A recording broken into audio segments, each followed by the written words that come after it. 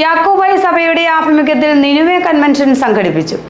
യാക്കോബായ സഭ കോതമംഗലം മേഖലയുടെ ആഭിമുഖ്യത്തിലാണ് നിനുവേ കൺവെൻഷൻ സംഘടിപ്പിച്ചിട്ടുള്ളത്. രണ്ടാം ദിവസം ഫാദർ ബൈജു കാരിക്കോട് വചനപ്രഘോഷണം നടത്തി.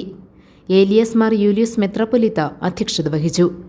ഫാദർ പൗലോസ് കോറപ്പിസ്കോപ്പ, ഫാദർ സാജു കുരിക്കാപ്പള്ളി, ഫാദർ നോബി വെട്ടിക്കൽ തുടങ്ങിയവർ പ്രസംഗിച്ചു.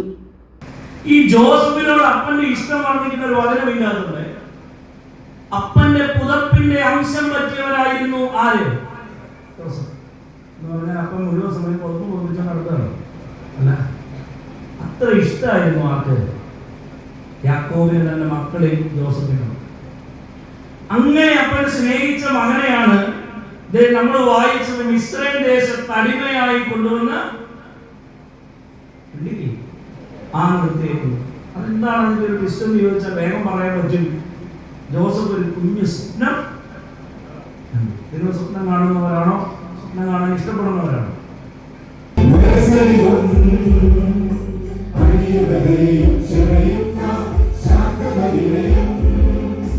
GTV news Kothamangalam.